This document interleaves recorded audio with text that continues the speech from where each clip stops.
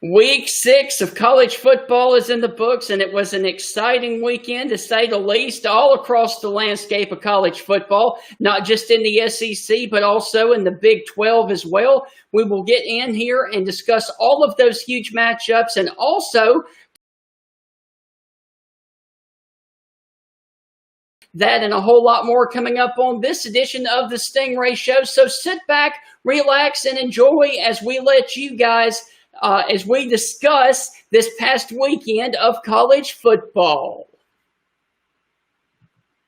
The Dogs and Stingray are coming for you!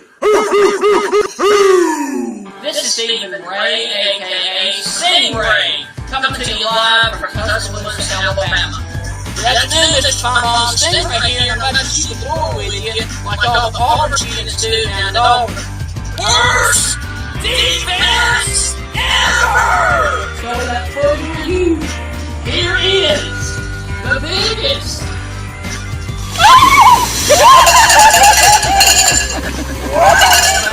Going for the field goal. The kick is up. It is away. And it is no good. Chris Davis bringing it out of the end zone. Oh, he's got blockers. Chris Davis up the sideline. Here he goes. Here we go, guys. Dogs back to pass. Launching the ball. Touchdown, Tennessee. They shot the Dogs in Sanford Stadium. Are you kidding me? My God Almighty. What an epic way for the Tennessee-Georgia rivalry to end this game. What a play. Wow.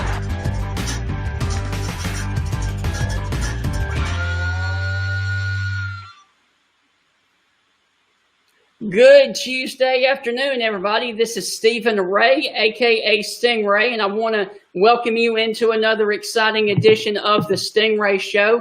And we got a big show today as we're going to talk about the Red River rivalry. We're also going to talk about the Missouri big win against LSU, and we're also going to talk about the Alabama escaping Oxford, Mississippi. Lane Kiffin has definitely had Nick Saban's number, and if that team actually had a defense, who knows? They might have actually won that game. But right now, you know, we always like to start the Stingray Show with a little bit of weather, but unfortunately, there's no weather to talk about today. So I will go ahead and bring in my co-host, Heath Hopkins. And Heath, how's it going today, my friend? Wonderful, Stephen. How about you, brother? I'm doing good, man. Look, let me ask you this. Let me ask, can you believe that we are sitting here talking about week 6 of college football? Wow. To all the Corona brothers. Ha!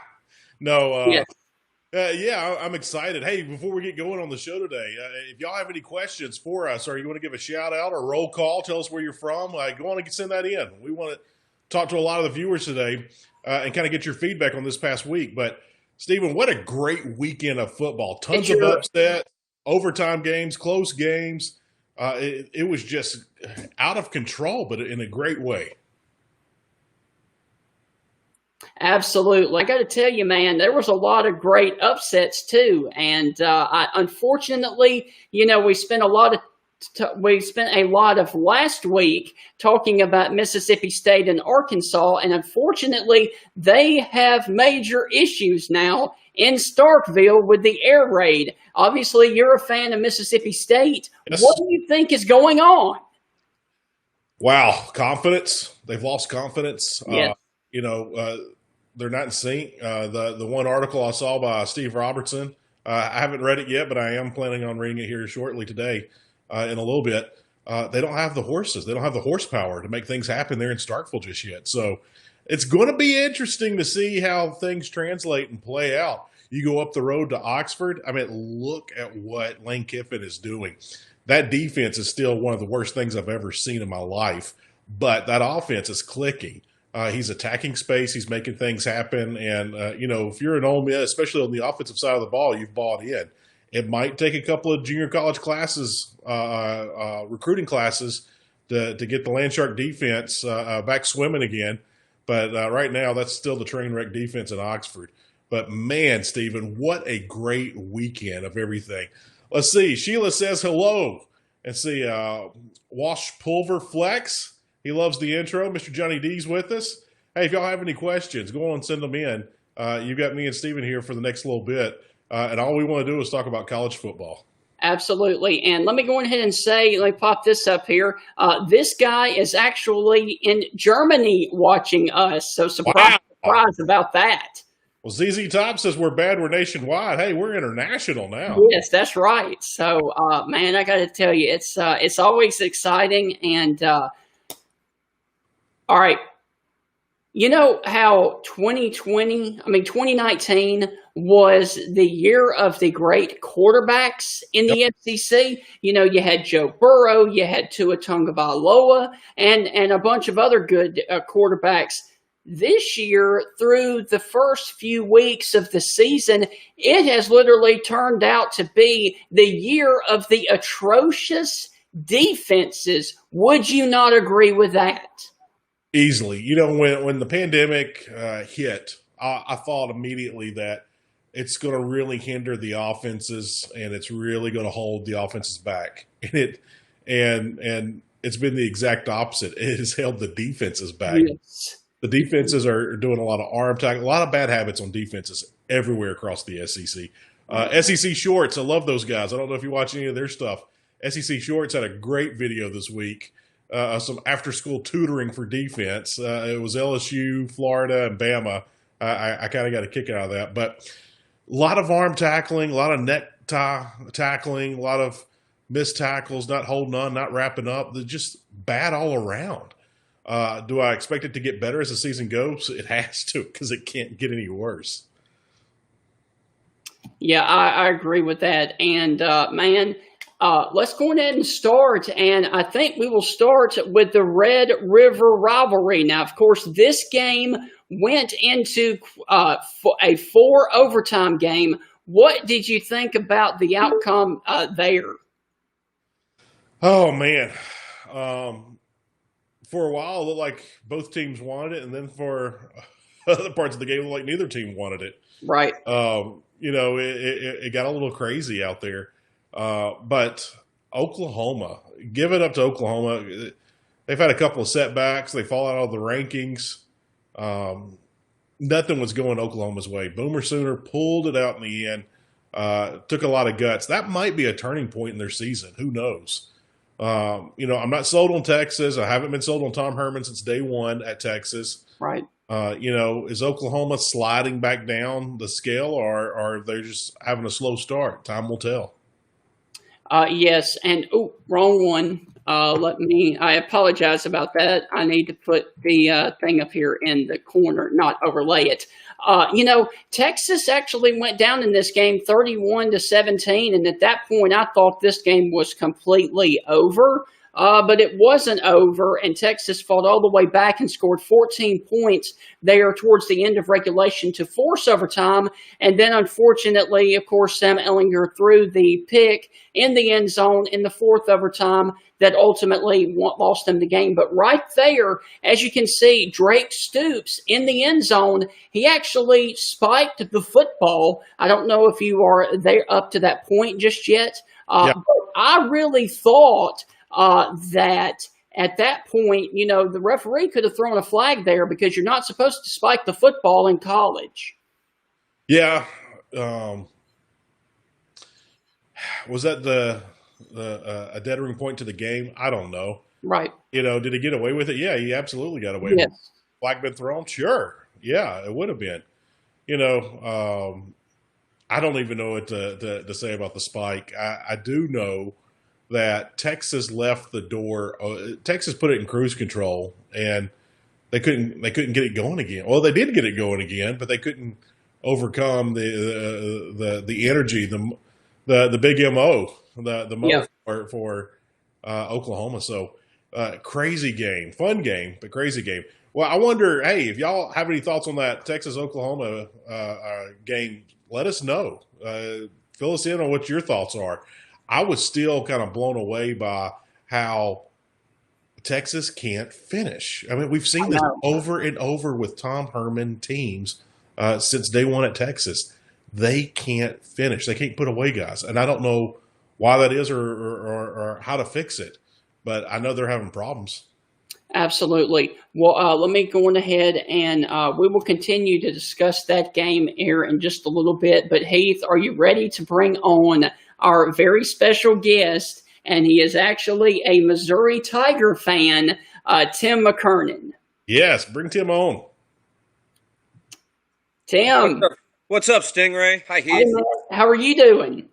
I'm great, man. It's great to be on with you guys. Congratulations on your show. Thank you so much. And real quick, if you don't mind, Tim, explain to people who you are and what you do. My name is Timothy Michael McKernan. Stingray, you have been on the program. Yes. I've been in St. Louis working as a sports anchor on TV for the first 5 years of my career, and hosting a show called The Ryan Kelly Morning After for the last 16 years on 590 The Fan, KFNS. And Stingray, you have been a regular on the show, and our audience absolutely loves you, man.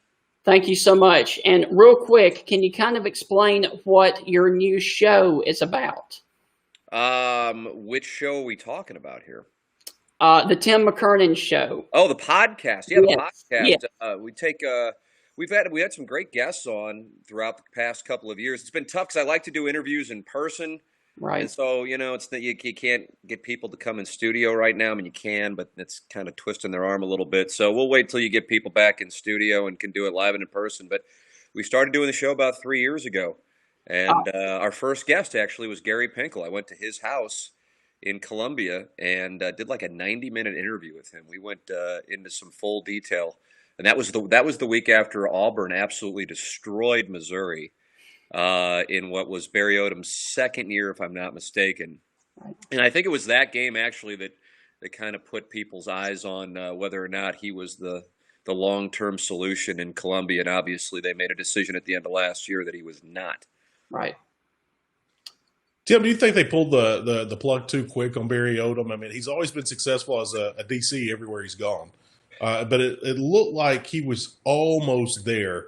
Now, the offense was lagging behind, it was. But do you think they pulled the plug too quick? If he had another year, do you think we're seeing more success, or do you think we're just repeating it? No, I think they made the right move in parting ways with him.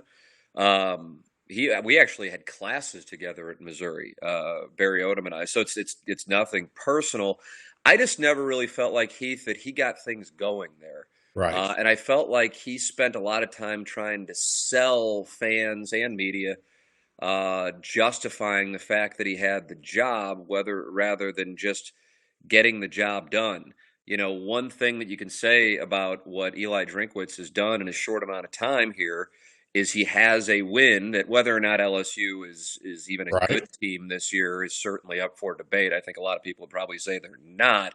But either way, by beating LSU in the fashion that they did on Saturday, he has a win that has people around the state and probably people around the SEC and college football as a whole talking about Missouri and what Eli Drinkwitz is trying to build there. Barry Odom had one win, I think you could say, perhaps, going down to Florida and beating the Gators in I think it was 2 years ago, if I'm not mistaken, that just stunned people, considering Missouri was coming off a really bad loss.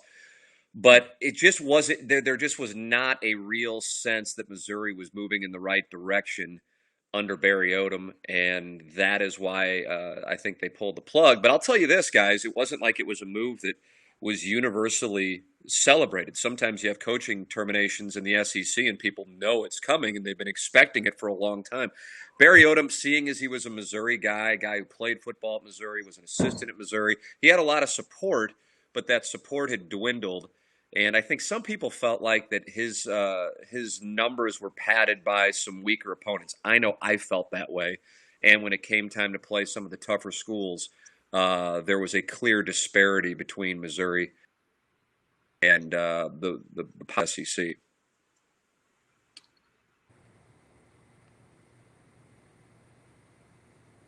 Heath, you still there? Yeah, I'm here. I was waiting on your question. I thought we were alternating. Okay. Do you feel like, Tim, that was the biggest win at Furrow Field for Missouri? Because somebody had actually asked that question. No, I do not think so. A couple of reasons for that. Missouri's 0-2. They're most likely going nowhere this year. LSU is not a good team. I'd be surprised if LSU wins 5 games. And 10 years ago, about 10 years ago to the day, actually, guys, Missouri beat the #1 team in the country, Oklahoma. And that was a signature win at Faurot Field. And then a few years later, twice actually, guys. 2013, they beat Johnny Manziel and Texas A&M to win the SEC East, which I'm sure stunned people, not just in the state of Missouri, but I'm sure all over the SEC who may have felt like Missouri didn't belong. And then the following year, they beat Arkansas at home. And while Arkansas certainly wasn't the level of the perception that 2020 LSU is, at least as of the moment of kickoff on Saturday, I think that perception certainly has decreased quite a bit. But to go to the SEC championship game back-to-back years and to beat #1 Oklahoma, I would take all 3 of those wins over beating LSU. And I think over the course of the season, the win against LSU will not seem as valuable as it did in the moment. But with that said, I want to go back to what I spoke about with regard to Odom and now what you have comparing and contrasting with Eli Drinkwitz, and that is Odom was searching for a signature win for his first few years, and he did get it, albeit coming off of one of his most difficult losses a couple of years ago. Drinkwitz now has people buying in because for most people, they just think of LSU and Joe Burrow, and they think of 10 months ago, that's one of the greatest college football teams we've ever seen, and they're thinking of the name on the front of the jersey and the helmets and all that was associated with that team 10 months ago, not perhaps aware of all of the players who have left that team, some of the players who opted out for this year, and also that their defense is an absolute dumpster fire. And so for fans around the state of Missouri and for recruits, perhaps more importantly, it got people to pay attention and it got people to buy in, even if Eli Drinkwitz winds up winning just a handful of games this year. The other thing I would say, though, guys, is this time last week around here, I think some people, perhaps including, people who would consider themselves hardcore Missouri fans, were looking for where Missouri's going to get their win this year, as in win. Can they beat Vanderbilt, for example? Right. Now, once you beat LSU, that makes you go, okay, well, maybe not only can you beat Vanderbilt, maybe you can get South Carolina, maybe you can get Kentucky, maybe you can get Mississippi State with all this going on right there. For Mike Leach. I mean, how likely is Florida and Georgia? That probably isn't going to happen. But you get people excited about it around here, and that's a big step as far as recruiting goes for a guy who's trying to build a program in his first year. Hey, Tim, I'll make a quick joke with you. Don't get too excited about beating LSU. As a state grad, we thought, oh, man, we could win 7 or 8 games this year. What's going on there, man? I lost some money on that, Heath, and we too. I'm like, my God, the lock of the year is Mississippi State against Arkansas, and I don't know what happened. Yeah, that makes two of us, brother. No, to make it quick and short and easy, Leach kind of came out and said, I don't have the horses. There's some guys that are still questioning if they want to jump in or jump out. And he said, we're going to purge this roster here shortly. So we'll see some things change. But, going into the season, wide receiver was a huge question mark. Right now, it looks like offensive line is the biggest question mark. But if you look at, the position groups, O-line's a question mark, receiver's a question mark, quarterback's a question mark, and you've got the leading SEC rusher from last season, and he's not running the ball. So there's a lot of issues going on the offensive side of the ball right now. And, Leach will figure it out. He always does. That's why he's Mike Leach. But, I have no idea what's going on. And to wrap it up, we all thought defense would be atrocious, and defense is playing out of its mind right now. So, so I have no idea. Everything that we thought coming in is the exact opposite of what if anything, the thing that we can both take from it, at least I think all of us can take from it, is you see how Mississippi State's offense has performed now back-to-back weeks against Arkansas in Kentucky, and it just speaks to how bad LSU's defensive situation is at this particular moment. And that's why when I was looking at LSU's schedule the rest of the way, obviously they have to deal with the West. They have Florida this week, and it just could be a real situation for Bo Pelini and potentially some others on that LSU staff because it has fallen quickly. But I want to say this, and I want to make this clear, because it could have been, Missouri's first opponent this year pre-COVID was supposed to be Central Arkansas. And if it were Central Arkansas first and goal with a minute left inside the 1 yard line against Missouri, and they had 4 shots to get into the end zone to win the game, I would have taken Central Arkansas, much less LSU. And again, we're focused on LSU's defense being the reason why Missouri won that football game. Their offense was doing just fine. Right. So the fact that Missouri was able to stop them from 4 plays from inside the 1 yard line with the game on the line against the defending national champions, that speaks to me a great deal of what that team is playing for. And I doubt many people are watching it outside of degenerate gamblers like myself. But when Alabama was pouring it on Missouri, and then Saban, called off the dogs in the second half, Eli Drinkwitz was calling timeouts and running down the sideline with less than 30 seconds left to try to get them in the end zone. And it just kind of speaks to what he's trying to do, and that is get them to believe, even if they're up against an Alabama or even if they're up against an LSU, that they can compete with these teams, because you've got to believe that when you're going up against the caliber of schools you're going up against, usually on a weekly basis in the SEC. Hey, real quick, I do have a Facebook question for both of you guys, and I'd love to get Tim's take on this, please. Why do teams like Arkansas and Missouri get the short end of the stick from the SEC? And this comes in from Mike Evans. The Buccaneers receiver. Is he a loyal viewer of your program, Stingray? Not that I know of. That's great. I think he's a distant cousin of mine. I could be wrong. Great to have him on board. Yes. Well, what the SEC did with the scheduling this year certainly was fascinating.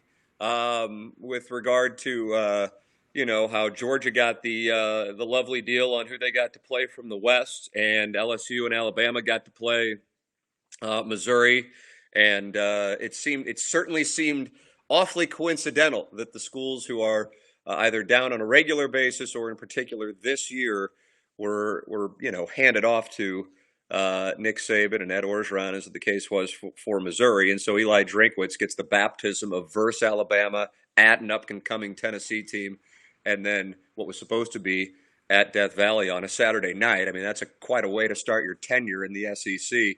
Right. I also have to take a step back and say I get it. It's you want to put your conference in particular in this year in the best chance to get into the college football playoff. And so get those guys, 2-foot putts as far as what you would think would be automatic wins. I know they can't say that, but when I saw it happen, I thought that's exactly what they do. They've already got to play their division rivals. Why throw on, Georgia and Florida when we can give them Missouri and Vanderbilt? So I get it. It's just part of the game. If this were 2013 Missouri, I doubt we would have seen Missouri show up on Alabama and LSU's schedule. So I think it was coordinated, and it's business. It's never personal. That's how I view it. I view it a little bit more simpler. Being an SEC fan, growing up in SEC country, being an SEC grad, and a little bit of an SEC history buff. The first commissioner was a former governor of Mississippi, and the SEC office was in Mississippi. And then all of a sudden, Alabama started winning, and the SEC office moves to the state of Alabama and sets up shop, and Alabama has gotten just about everything since then. It's the same thing when it comes to basketball. Kentucky gets everything they want. Heaven forbid, if the pandemic comes back during basketball season, Kentucky might play, 11 straight games against teams that haven't had a winning record in 3 years in the conference. I mean, it's crazy to see it. And I understand, and you said it best, Tim, it's business. It's business. When they came out with the schedule and I saw Florida and Arkansas on that schedule, and I was kind of like, what did Arkansas do to you guys? And I was just like, geez, they were the new kid back in 1992. Yep. They're not the new kid anymore. Let them off the hook. Right. You heard Sumlin when he was still at A&M. I was like, yeah, I understand we're the new kid, but the new kid's got to wear off sometime. And I agree with Sumlin. It's a little bit tragic. It's sometimes a joke. It's not even a tragic. It's a joke of what the SEC office does to some of these teams. But at the same time, they are trying to get somebody in the championship game. I always believe that your chain is strong as its weakest link. You want to give them at least a fair shot instead of keeping them down. And the SEC office they disagree with that philosophy altogether. Steven, you there? Ceiling. Stephen, you got some internet issues. We'll do this. Tim, I want to ask you this quick question. I'm tired of talking about COVID. I'm tired of talking about politics. I'm about to ask you about COVID and politics, mainly about politics, social justice. A few years back at Missouri, we saw how things got crazy there on campus. We saw the rallies and the protests and a kid starving himself and all the craziness. How much do you think that affected recruiting for all the sports, recruiting there for Missouri? Do you think it came into play? It was a signature moment in Missouri athletics history. It was a signature moment, I think, in the university's history. I recall, I started out when Stingray asked me about the podcast and how I said Gary Pinkel was my first interview, and Right. went to his house, and like I said, we spent about 90 minutes on it. And if I'm not mistaken, Heath, I asked him point blank, is there anything that you look back on how you handled that you wish you would have done differently? And, it's been more than 3 years since we did the interview now, but if I'm not mistaken, he was really critical of the way the administration handled it, athletic department Good for him. and administration. And he felt like, I think, I'm reading between the lines a little bit here. I think he felt like he was kind of left out, blowing in the wind in a tough spot. And that I'll tell you this, it turned off whether it should or shouldn't. And I'm not here to pontificate on its merits, but I can tell you what happened in the moment and what has happened, at least in the year or two following. It turned off a lot of fans of Missouri, not fans. Take your pick of other fans, but fans of Missouri, where they had a decline, and then it became a perception that it wasn't a place that you wanted to go to school just as a student, much Right. less a recruit. That was 5 years ago. It'll be 5 years ago here in a few weeks. And that week where it wound up with, out of nowhere on a Friday afternoon, Gary Pinkel announcing that he had lymphoma and that he was stepping down. That month in Missouri football, it's like if they do those 30 for 30s and the SEC shorts on the SEC network. It certainly wouldn't be one where oftentimes those are I don't call them puff pieces, but they certainly have a positive undertone to them. I don't know that this one necessarily would, but it certainly has a lot to it, and I don't know how much it lingers now. But when the team was underperforming, I mentioned that loss to Auburn where they just got blown off the Right. field in 2017 at Faurot Field.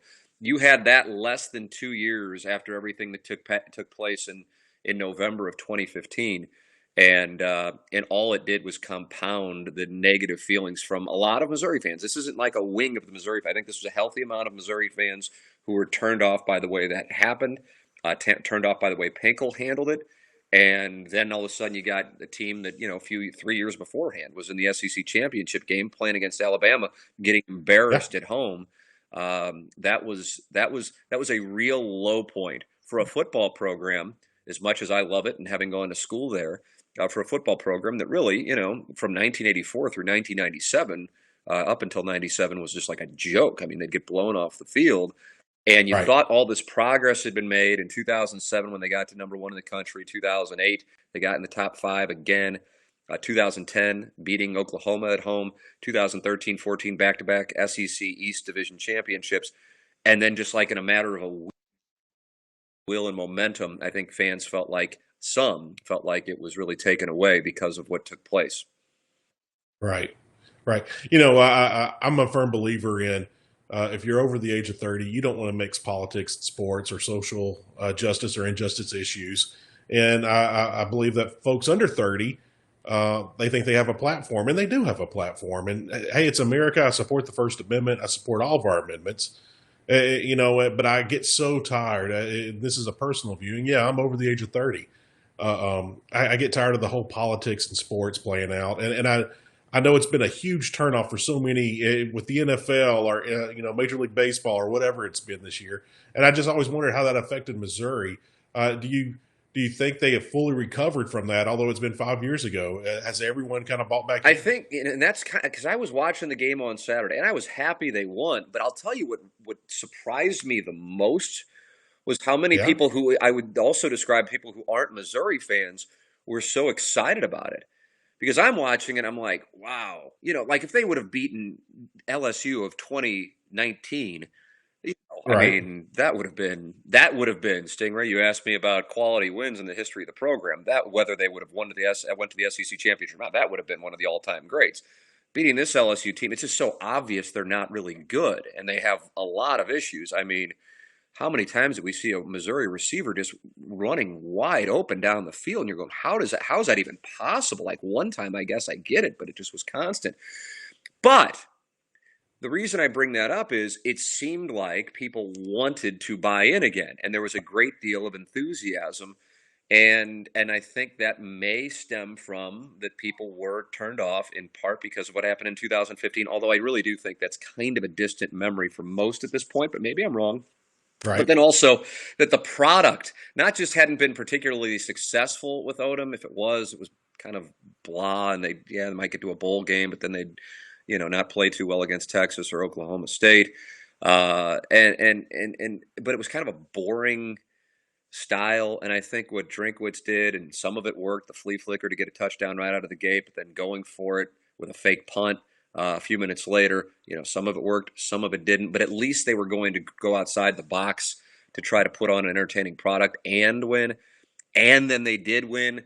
I think that, and again, I don't want to keep dismissing it Right. because LSU's defense is bad. They did stop a great offense, 1st and goal from the 1 with a minute left. That's a hell of an accomplishment. As I said, it would have been a hell of an accomplishment against Central Arkansas. So to do that, a lot of people around here were fired up, and I think that indicates that people want to buy in. Again, they want to buy into Eli Drinkwitz, and they want to buy in that Missouri can return to what it was in 07, 08, 2010, and 2013 and 14. Let's keep it on Coach Drinkowitz. What was the first reaction or the main reaction there for Mizzou fans when they heard it? Were they like, "Who's this guy?" Or were they excited? Or I think the perception was, because again, to go back to the Barry Odom thing, I think there was a healthy percentage. I'm not saying like more than 50%, but a decent percentage who didn't feel like he should have been let go. Right. And I think there was clearly some unhappiness on the part of the Odom side with the way that it went down. Right. It sounded strange, and that it might not have happened, and then all of a sudden it did happen, and there was a tense meeting with him, the athletic department, and so there was all this speculation, and then you have this list of potential coaches come out, and people are like, "You're going to fire Barry Odom, then have somebody ready to go who is going to be an improvement and fire people up." And I don't know what happened, but somebody on the board leaked this list of coaches, and it made people even angrier. And it was because it wasn't a very inspiring list. So they then go and get Eli Drinkwitz, and I would imagine his name is not a household name for most college football fans. But the thing that I'll tell you about him is that he fires people up. Now, whether or not most college football coaches have the ability to do that, that's kind of one of the job qualifications. But a lot of people around this state buy in. My personal belief is if he does indeed get it going in Columbia, that this will be a stepping stone. And also, in a way, I can't really blame him. He doesn't have a tie to it. He's in his late 30s. So it's not like, he's a grizzled veteran who'd just be kind of ready to shut it down and commit to staying here all his career. But when I met Gary Pinkel for the first time and interviewed him for TV, and I guess that was December of 2000, if my memory is correct, the TV station, and saying, I buy into this guy. And not only do I buy into this guy, but I think he's going to be here for the long haul if he can be successful. And the reason that topic came up is because Missouri was coached by Quinn Snyder in basketball at the time, who's now the head coach of the Utah Jazz and has really turned around his career in the NBA. But at the time, he was this glamorous Duke assistant who came to Missouri to replace Norm Stewart, and the fear was he was going to leave. Every year, it's like, we're not good enough, he's going to leave. And so fans didn't want to see that go on the football side as well, especially with Missouri's football program being, for the most part, a joke for 15 of the last 17 seasons. And so Pinkel was locked in here, and he had opportunities to go elsewhere when the program got going, and he didn't.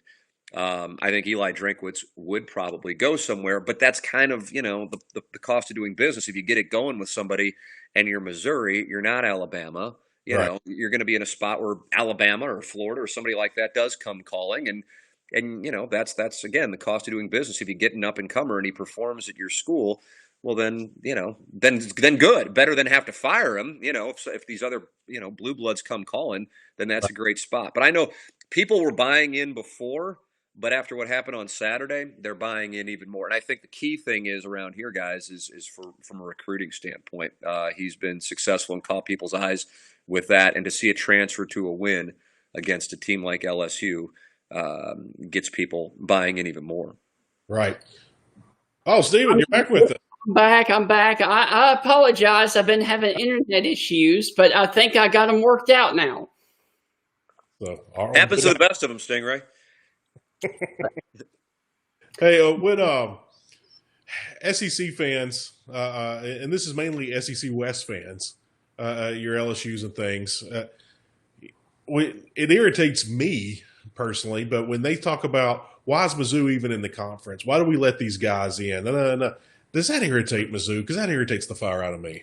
Yeah, I mean, I look at it and it's kind of like, well, you wanted to get 2 TV marks out of the Big 12. So I guess I kind of view it almost like, just straight analytically, which I know doesn't necessarily appeal to a lot of people, but it's, again, business. You can get market St. Louis, market 21, and Kansas City, I think, is market 30-something, the low 30s. Better to have Missouri in the SEC than Missouri in the Big 10. And from my standpoint, I don't feel like, guys, people in Kansas City feel this way. I think they're more Big 12/Big 8.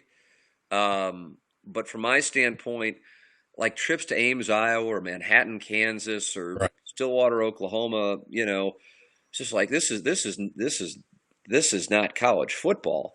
Right. But you can name almost any stop in the SEC and be excited about a road trip there. And, almost every team in the SEC over the last couple of decades has had their moment. Granted, there are a couple who you can certainly say they have not, but to get in that conference, it means you're playing with the big boys, and that's what Pinkel said. If we're going to do this, then we have to go all the way, and we have to commit the resources because we can't hang in this conference if we don't put forward the resources, because they're playing at a different level than Missouri had been the previous years. So I get it. If you're in the South and you go, what in the world, Missouri? When I was a television anchor in Little Rock, I was called a Yankee, and I'm like, I've heard the term, but only dealing with the baseball team. I'm so detached from this. But I was anchoring in Little Rock. This was when Arkansas went to the Cotton Bowl in '99. That's when I was there. And they're like, well, he's fine, but he's a Yankee. And I go, what do you mean he's a Yankee? I'm like from 6 hours north. But so I get it. You look at Missouri, doesn't necessarily fit it. But from my standpoint, I know I'm thrilled with it, but I also know I think until Missouri wins an SEC championship and maybe wins the SEC a national championship, Missouri is going to be in a prove that you belong mode. And I understand it. It does, as a Missouri guy, it doesn't make me mad because I get it. Missouri football hasn't exactly done a whole lot. Over its last 50 years. So I understand it. When you're looking at most of those programs, they've had signature moments, even if some of them are down right now. Over the last few decades, they've at least had big stages, and Missouri hasn't had too many, with the exception of a handful of years. So I understand it. If you look at Arkansas fan like 40 and over, they want to be in the Big 12, which blows my mind. Is that right? I didn't know that. Well, back in the Southwest Conference days, Arkansas was the. Well, no, yeah. When I was there in '99, they played Texas in the Cotton Bowl. Yeah, and that was like the biggest deal in the world. And that was Clint Sterner, Anthony Lucas, Houston Nuts team, and they beat Texas, and that was the biggest deal in the world. They always talk about that game Richard Nixon went to, and that was the biggest thing in the world. And that's where I really, because again, Missouri being a Big 12 school. It was my baptism to the SEC part of the conference. I remember going to SEC Media Days in '99, and I'm like, man, we're going down to Birmingham for the Media Days? Why? We never would go to Big 12 media. I don't even know. I still don't know where Big 12 Media Days are. I think it's we're going down to Media Day. Days? Yeah. And I'm like, okay, this is a big deal. And I'm like, oh, this is pretty cool. I mean, Lou Holtz was the coach of South Carolina. Right. I mean, you had at that time, it was Tennessee and Florida that kind of ran things. Tennessee was coming off the national championship. And I remember seeing, man, there's Phil Fulmer. And, Arkansas was a very good team in '98. That Clint Sterner fumble still haunts Arkansas fans at Tennessee. So I started to get this appreciation. I remember going to a Arkansas Auburn game in Fayetteville. And I'm like, man, this is a totally different scene than what you would see for a Missouri game. Now, it certainly would be a different scene if you went to Oklahoma or Texas or even Kansas State, who was really good at the time, Nebraska. But the SEC, it's part of the culture, and that's what I love, because college football in the state of Missouri has grown as far as interest, I think substantially, because Missouri is in the SEC, and also because they had those 2 seasons where they were really good. Yeah. And, I mean, they essentially were playing Auburn in a national championship semifinal game, pre the college football playoff game, when they were going up against Auburn in 2013 in Atlanta. You had James Franklin when y'all came into the SEC. Back, and then you had Drew Lock. Tell us about this freshman kid. Is he going to rank up there with those 2 guys when it's all said and done? Well, I don't know, man. I was really, really impressed by what we saw on Saturday. Again, LSU's secondary opted to take a couple of plays off, but still his poise and his ability, and I think there's some real leadership traits there. I was watching the post-game press conference. It was really, really impressive.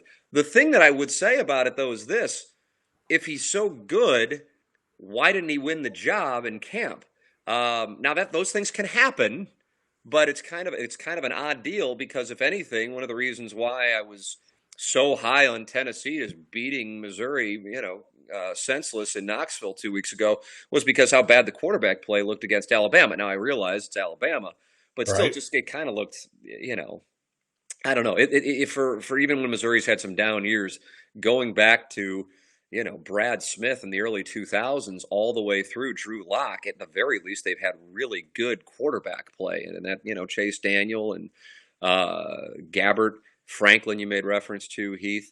And then I don't hear Matty Mock in there. I was about to make reference to Matty Mock was under center in 2014 for an SEC championship game that I would imagine most SEC fans have forgotten, where Alabama just wiped Missouri up and down the field.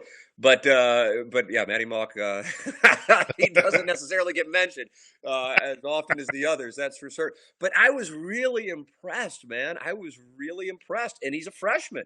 Right. These new rules, he did get to play against Arkansas last year. That excited some Missouri fans. I wasn't excited by it, because I'm like, well, it's Arkansas. This isn't really that great.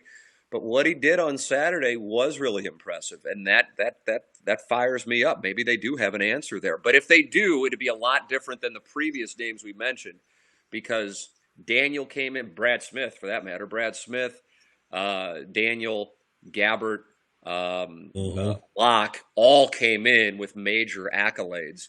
That's not the case for kind of Bazelot. That's just not where it is. I mean, again, he was number 2 on the depth chart when they opened up the season, which makes me, okay, if he's so good, then why wasn't he the guy? But hey, at the very least, he certainly looked like the guy on Saturday. Right. Stephen, you with? There you are. I'm here, yeah. I've got one final question for you, Tim. I just want to make sure that you can hear me first. Can you hear me? Yes. Okay, good. Okay, we'll make sure. All right, your old rivals, Kansas, they are having major issues right now with Les Miles. Do you ultimately think the Jayhawks get it turned around with him, or is his style just way too old for this new college football that we're in? I don't think it's a Les Miles issue. I think it's a Kansas issue. Okay. Which will always, to me, make the fact that Missouri and Kansas played to be the number 1 college football team, not basketball, college football team in the country in 2007 when, what was it, LSU lost to Arkansas and the Friday after Thanksgiving? Yeah, I got that wood baby. That was the famous sideline report with, who was the running back at Arkansas? It was Darren McFadden? Williams. McFadden. Darren McFadden, right? They had 3 great running backs on that team, if I'm not mistaken. Yeah, he kept saying, "I got that wood, baby. I got that wood." Yeah, I mean that set the stage for that game against 2 teams that just historically have not even been they're punchlines in college football, and then they got to play that next night at Arrowhead Stadium. Right. For the number 1 spot in the country. Missouri won, and that for most Missouri fans, at least of my age range and younger, is the greatest moment in Missouri football history to become number 1 at the hands of the Kansas Jayhawks. Kansas football is just absolutely dreadful, and whoever goes there is just asking for trouble. So, Les Miles might be on the downside anyway, and now he goes in there, and it could kind of be like a Charlie Weiss situation in Notre Dame, just kind of like, okay, this is a mess, and this is just going to run me into retirement. I have zero interest in continuing this. So I don't think it's going to turn around for him there, Stingray. Okay, good. All right, Tim. Well, thank you so much for being on, and I will return the favor. And Thursday on the radio show. Thursday morning, 8 o'clock Central.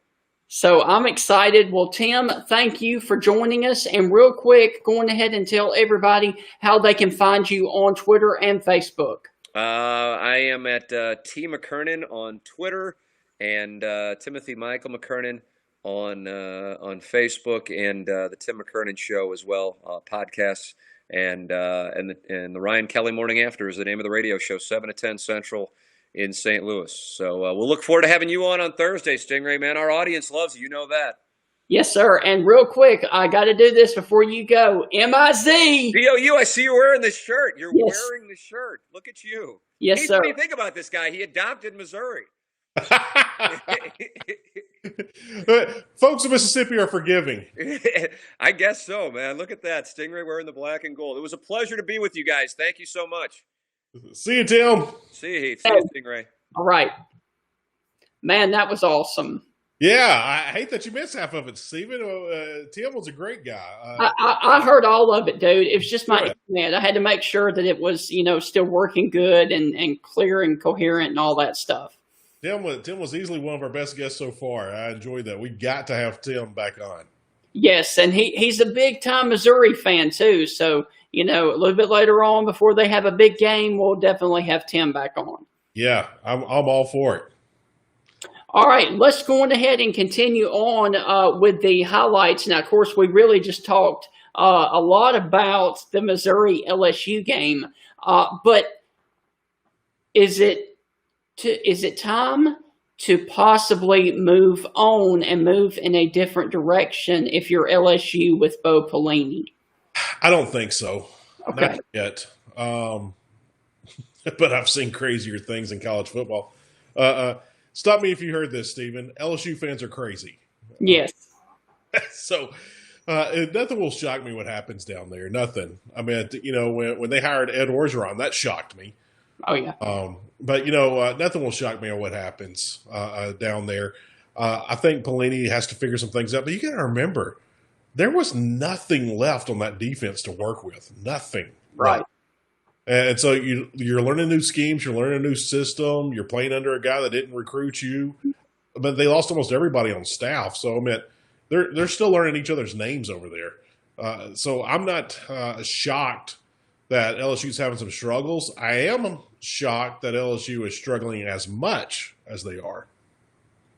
Well, let's go on ahead and move to another game that really shocked me, and this one is actually really close to your location up there in northern Mississippi, and it was Alabama and Ole Miss, and Ole Miss actually came out and kind of puffed their chest up a little bit and went punch for punch with Nick Saban and Alabama. What were your thoughts on that matchup? All props to that Ole Miss offense. All props. And if Lane Kiffin is doing the play calling, give him a gold star. Give him 2 while you're at it.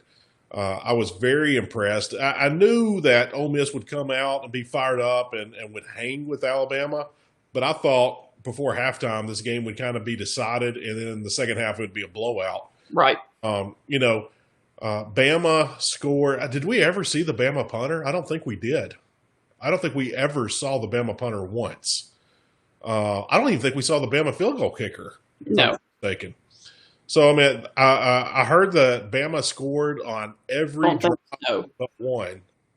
And the one was, I can't remember if it was the end of the half or end of the game, but Bama scored every time they touched the ball. And that's how bad that train wreck defense is for Ole Miss.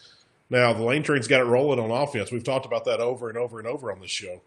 But, man, that defense, it needs so much work. But I am so impressed with Lane Kiffin, that offense with Ole Miss. Matt Corral didn't look good the last 2 seasons at Ole Miss. Right. He wasn't even playing last year. So for Matt Corral to come out and do what he's doing, highly, highly impressed with not only how they're doing it, but who they're doing it with Matt Corral. I agree. But also, I really thought that Lane Kiffin cost Ole Miss that game Saturday night. Did you? Because, look, here's the deal. Arkansas showed how you stop an explosive offense is you make them drive the length of the football field, and you make them go 12, 13, 14, 15 plays, and eventually an explosive offense like Alabama's, if you make them go longer and longer and longer, and you keep punching and punching and punching, they will eventually get frustrated. So why would you try the onside kick in that situation and put your defense basically with their backs against the wall? I think the defense's backs were already against the wall. I think at that time of the game, Kiffin he knew that they hadn't stopped Alabama yet, and I think he had a feeling like our defense ain't going to stop anybody tonight. We haven't stopped them; they're not going to stop them. So I don't disagree with the call. Right. High risk, high reward. If it backfires, it backfires. Yes. But if he does recover that onside kick, now you're looking at Ole Miss taking the lead because they're in the second half. The first half it was Bama was always trying to match score for score. Ole Miss is up again. Okay, Bama just drove the length of the field. Yep. It's tied. And Ole Miss is up again. Bama drove the length of the field. It's tied. Well, in the second half, it kind of flipped.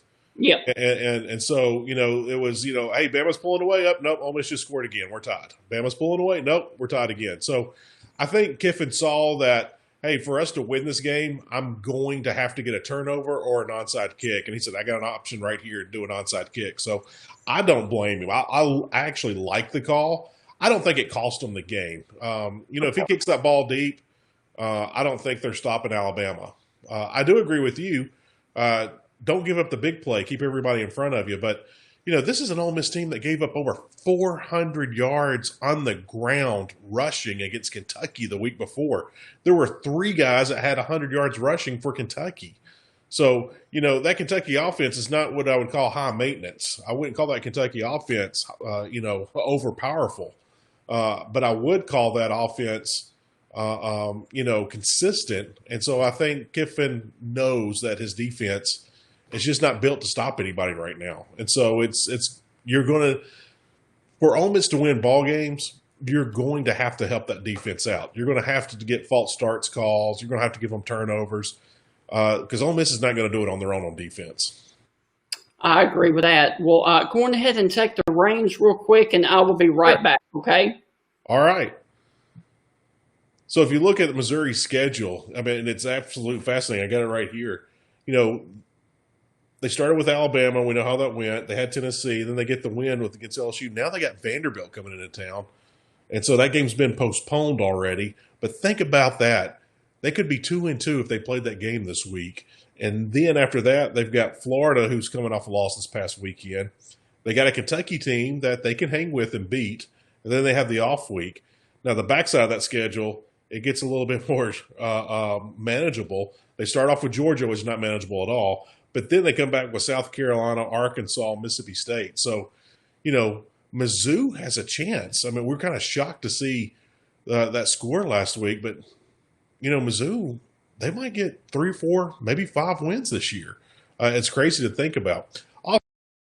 See, and the wins this year, you're missing your 4 non-conference games.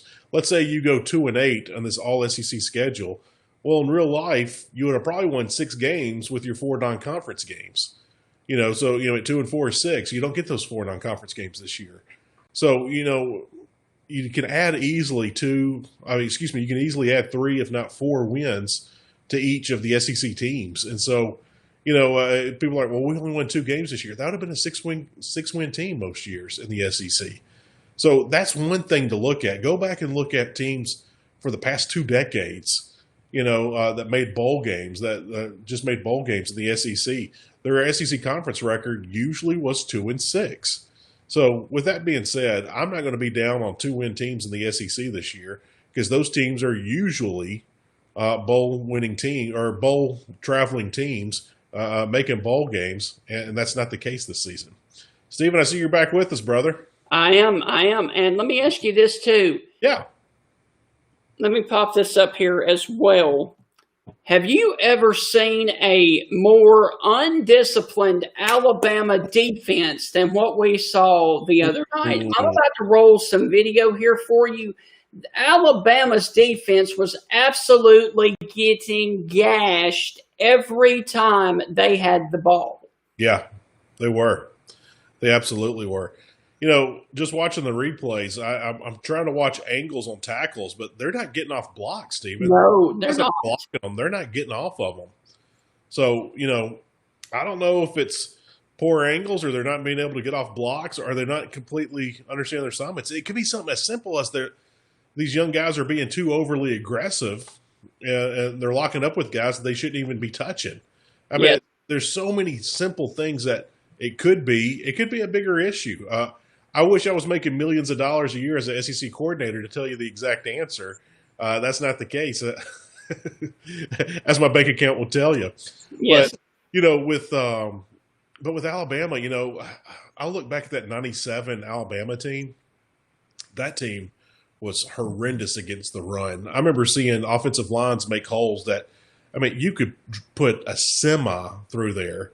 With a 52-foot trailer. It was holes massive on the field. And I'm like, how in the world are they kicking out D tackles that far and pushing the middle linebacker to the other side of the field? I'm like, how in the world is that happening? But I think about that 97 Bama defense. That was a really bad defense. Of course, that whole team was bad 97. But this Bama defense has got to figure some things out. I thought they looked kind of good against Missouri. They had flashes of good. I was really impressed with them against Missouri, but Saturday, man, that was rough. See, Tyler's taking in. Take away the 2 bad snaps, maybe the different outcome in the Ole Miss game as well. Tyler, I'm not disagreeing with that statement. If Ole Miss is making those 2 better, have better snaps. I don't think Ole Miss is chasing Alabama in the second half. So, yeah, I agree with you, Tyler. I do like that option. Looking at Bama's schedule real quick, they've got Georgia this week. That's going to be the last unbeaten in the SEC. Georgia and Bama, whoever loses, there's only going to be one undefeated team left in the SEC. And, of course, we know the conference will always try to protect our undefeated teams I don't believe in conspiracy. I just believe in what I see. Good teams get the good calls is the quote by Bear Bryant. That's an absolutely true statement. Good teams do get the good calls. So whoever wins between Georgia and Alabama, they're going to get the good calls for the rest of the season. They're going to keep them undefeated. It just kind of blows my mind to see what has been happening all throughout college football. But it doesn't shock me what the SEC does because it's the same story year in and year out. When it comes to officiating in the SEC, they are going to protect their better teams, especially their undefeated teams. And speaking of that, let's move on to the Auburn and Arkansas game. And what did you – this game actually is if I was a fan and I was watching this game would have really put me to sleep. Because neither team wanted to do anything. It was kind of a sleeper type game. And Auburn jumped up to a 17-0 lead and then put it into cruise control. And then, here comes, Arkansas and Felipe Franks back. And then Auburn had a real controversial call there at the end that we're going to discuss here in a minute that ultimately gave them the win. But, man, Arkansas could be 2-1 right now. Imagine if Arkansas was 2-1 right now. Yes. My goodness, Stephen, Sam Pittman would be the absolute talk of college football.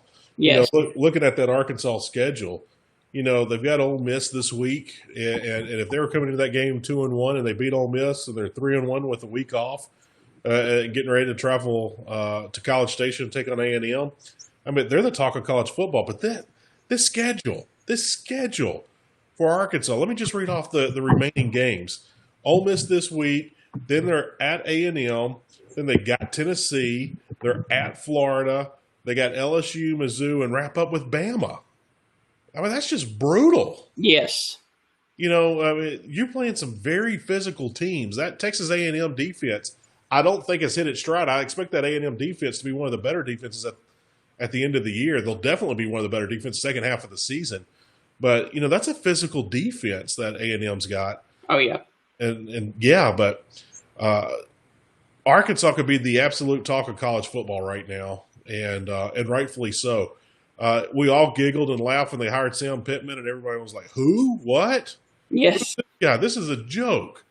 Hey, Arkansas, they're laughing right now. I mean, they get to laugh. Arkansas is a legit SEC team this year. They can beat anybody any given Saturday.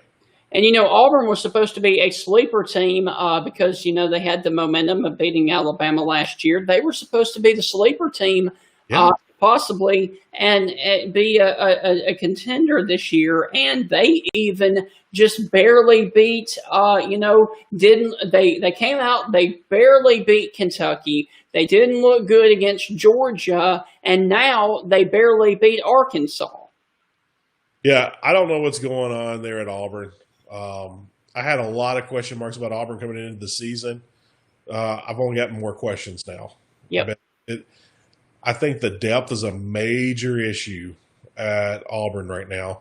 And although they might put a 300-pound quarterback around the Wildcat in the backfield, I think that says something about their depth. I don't think they're trying to be innovative.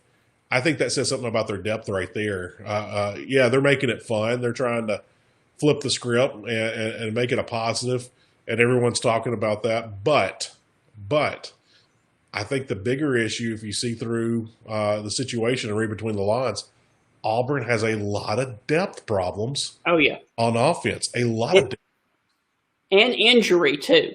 Yes, and that's why you're seeing the depth problems. I don't know what to expect out of Arkansas for the rest of the year because Gus Malzahn always seems to figure things out, especially when his back is against the wall. He finds a way. I expect the same thing to happen. I expect him to get creative like he did last week and put a 300-pound man in the backfield running a Wildcat. I expect those kind of things out of Gus Malzahn. He will get creative. He'll find a way to piece it together like he did last week. Well, real quick, what did you think about that controversial call as I roll the video here?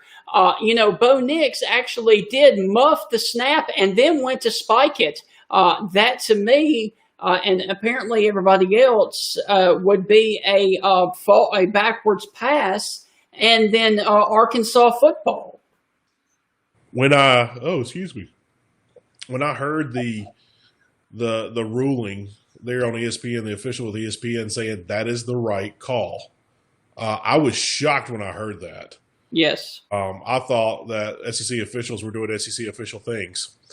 I was shocked when I heard that they were doing that. And also there was a massive hold on that play. Number 71 right there had a guy in a chokehold. They didn't call that either. Right. I guess that might have been after the play, after the incomplete pass, but it was still a chokehold, almost a takedown. I was very upset at first for Arkansas, and I didn't care who won this game.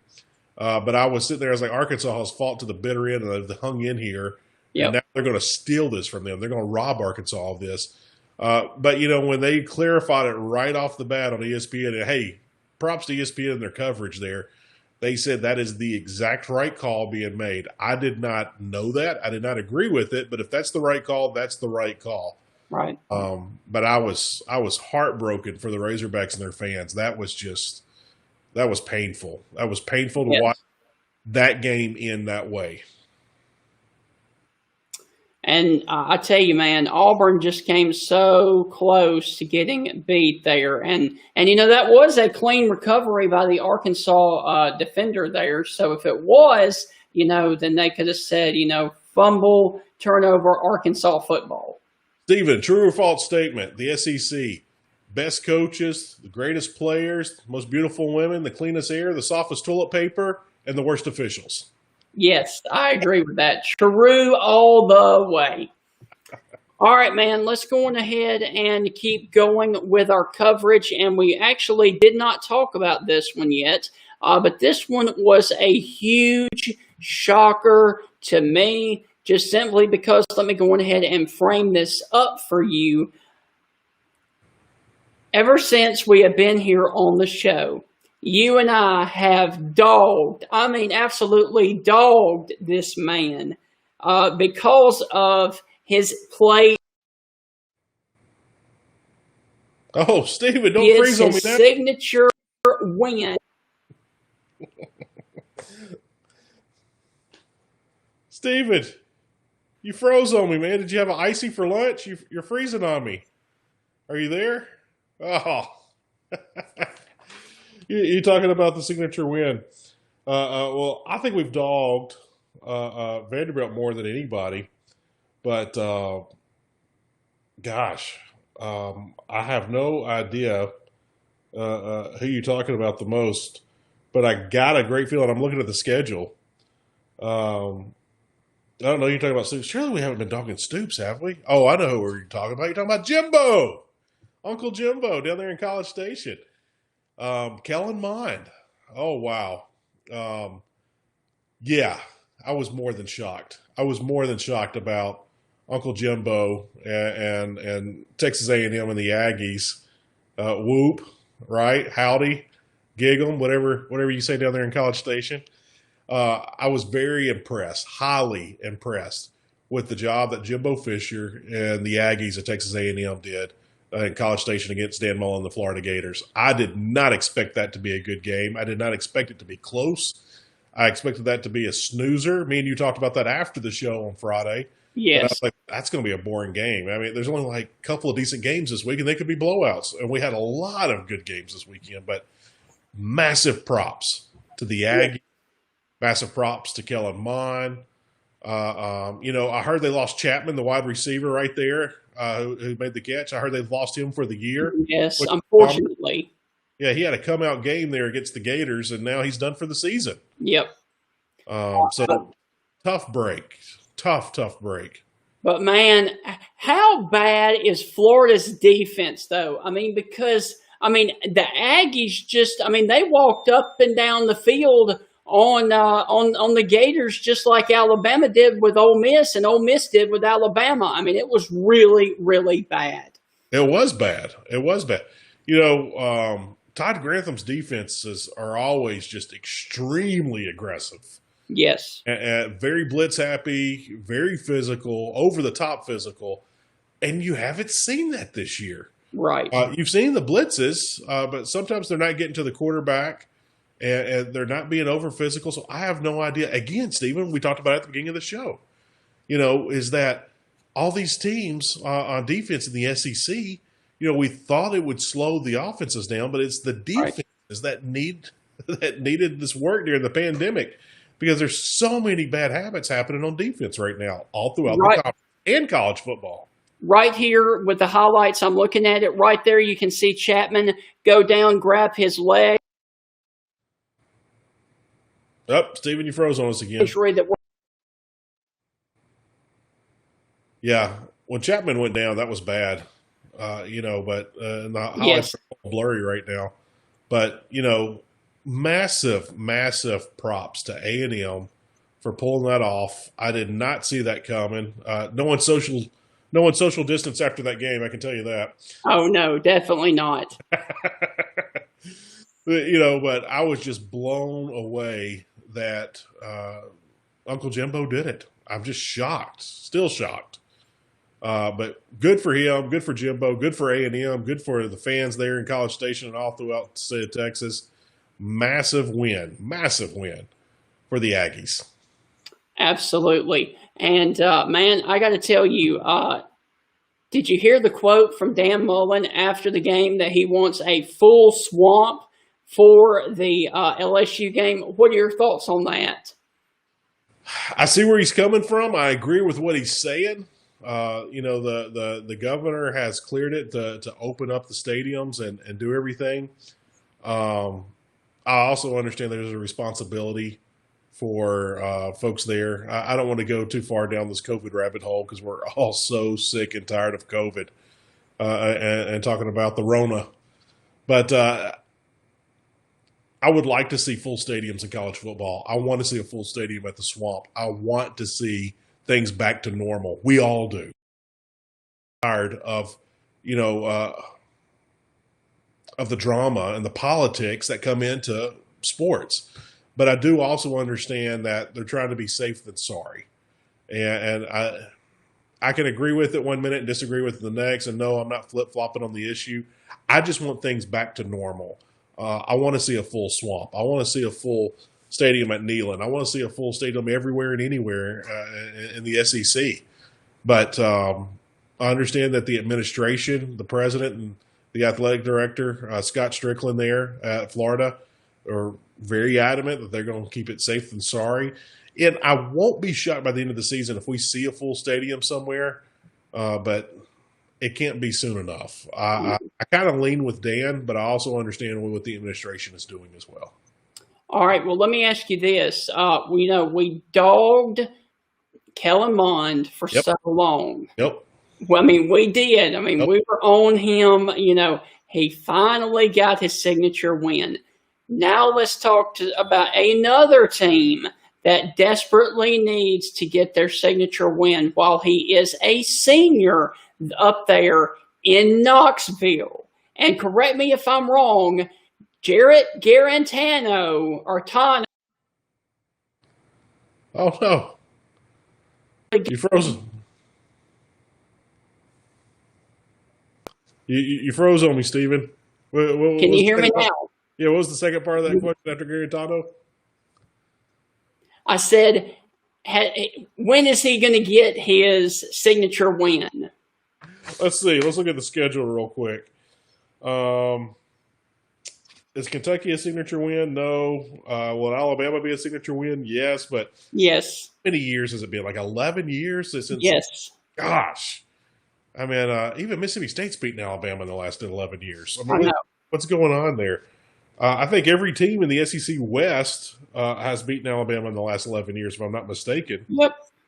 But gosh, looking at the schedule. Could they sneak up and get Florida, though? They could. That's about the only game I'm seeing, Steven. Yes. Which would be a signature win is Florida. And if Florida loses another game or two, I wouldn't say that's a signature win. I know. They beat Florida, what was that, 2 years ago? When did they beat Florida? They beat them here recently, didn't they, Tennessee? Yeah, but I don't know if they weren't ranked at the time and weren't that good. Yeah, you're right. I guess Florida has to keep winning out before Garantano gets a signature win. And,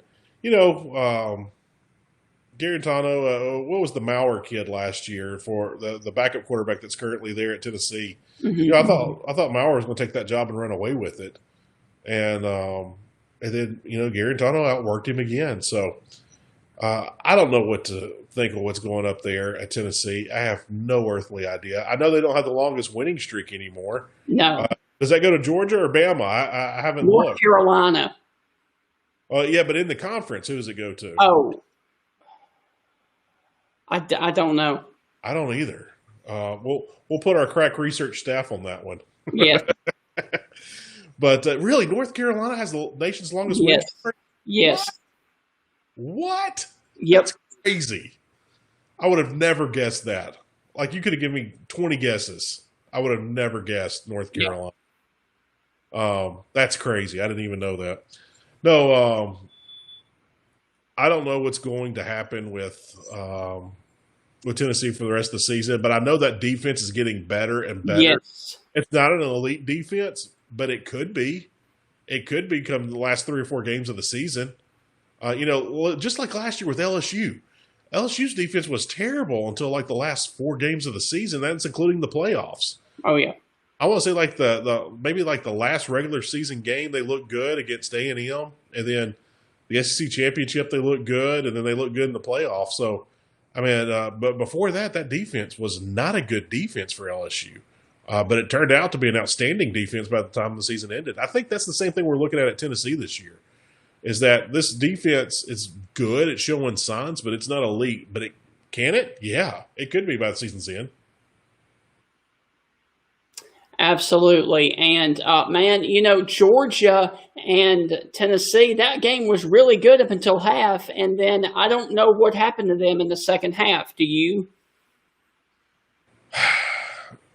Georgia became Georgia. I don't know, Stephen. I know very rarely college football coaches, when they think that their team can out-athlete other teams, and I don't think that was the game plan with Georgia against Tennessee.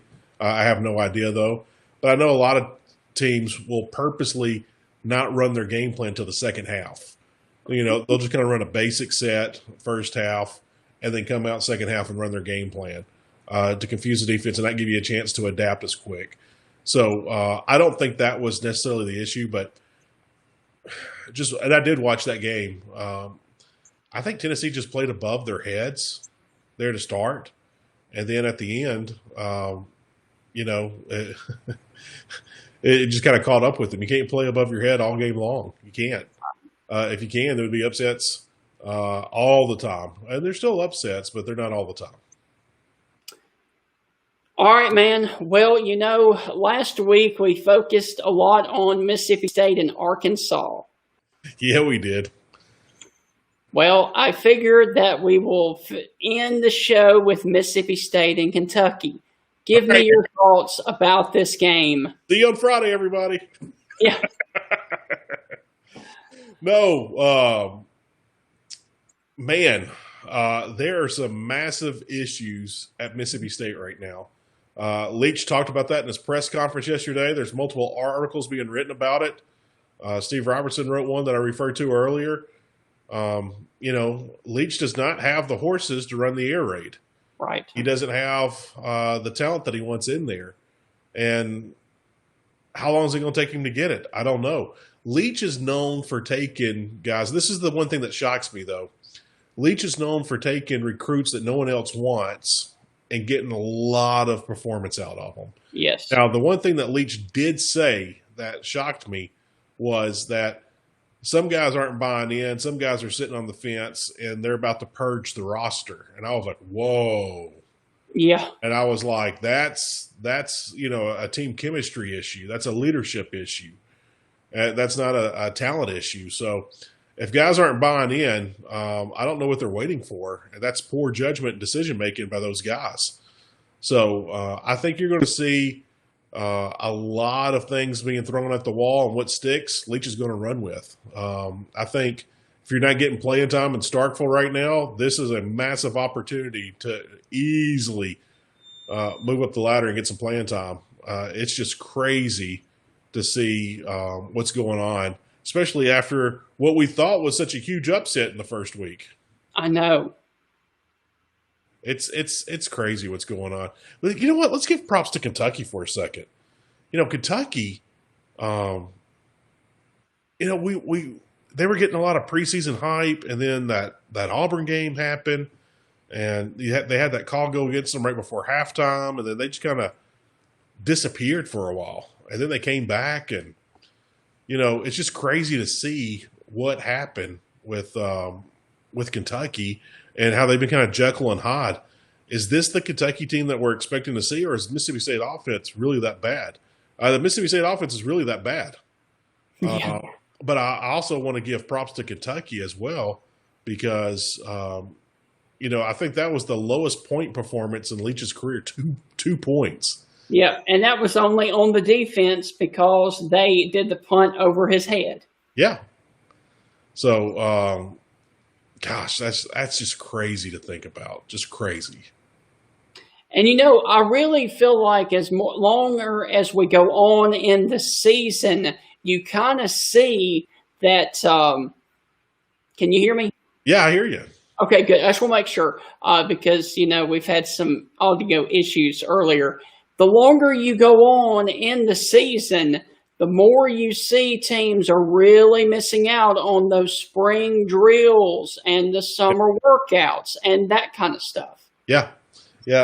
It's been an issue to see, like we said multiple times already today, the defenses have heavily suffered. Some of the offenses have suffered. Yes. The younger guys that hadn't had playing time this season, your freshmen and sophomores who haven't or weren't Letterman last year, those guys are the ones that are kind of thrown into the fire this year. Oh, yeah. Still trying to figure things out. And I think that's kind of been the hiccups and holdbacks for SEC teams and all of college football for that matter, this 2020 season. So will it get better? Well, for some teams it will. For other teams, it's just a chemistry issue. And when they figured it out, and the team will be clicking. So it could be a while. And that's why I think that this year anybody out there could win the national championship or have a shot to get in the 14 playoff, because you're seeing a lot of holes and a lot of great championship caliber football teams. Yeah. Of course, I'm an SEC guy through and all the way. I always want to see an SEC team win it. It doesn't matter who it is. I always would like to see an SEC team win. But I'm also a guy that pulls for the underdog. And, yes. And if a BYU slipped in there this year, that would be fun. It would be fun to see almost anybody. I made the joke earlier to a friend that I would love to see Notre Dame win the ACC because they're going to join a conference for 1 year. And it would be great to see them win the ACC. Do I think they're going to do it? No. But it would be great to see that. I agree with that. Well, man, do you have anything else to add before we go off? Oh, man. I don't want to talk about Rona. I don't want to talk about Supreme Court justices and Senate hearings. I don't want to talk about politics, social justice, or injustice. I just want to talk about SEC football, and I think we've done that today, brother. Absolutely. Well, guys, we want to thank you for tuning in to the Stingray Show, even though, of course, we had some audio and video issues once again. But like Heath and I have always said, it is a work in progress, right? Well, WIP, work in progress. So we are getting better, though, I will say, from show number 1 through show number 6. So once again, we want to thank everybody for staying here with us and give us some feedback of what you like, what you don't like, and what we need to work on. We got plenty of room to improve, Stephen. Yes, I agree with that. But hey, at least we're still a pretty decent show, Yeah, we haven't bought dental floss or duct tape, and that's how we ran the first couple of shows. So we're getting better at that. Yes. All right, man. Well, I hope everybody has a great week, and we will see you right here back on the Stingray Show this Friday, where we will preview Week 7 of college football. See you, Stephen. All right. The Dogs and Stingray are coming for you! This is Stephen Ray, a.k.a. Stingray, coming to you live from Tuscaloosa, Alabama. Good afternoon, Mr. Feinbaum. Stingray here, and I'm about to shoot the bull with you like all the Auburn students do down at Auburn. Worst defense ever! So without further ado, here is the biggest Alabama going for the field goal. The kick is up.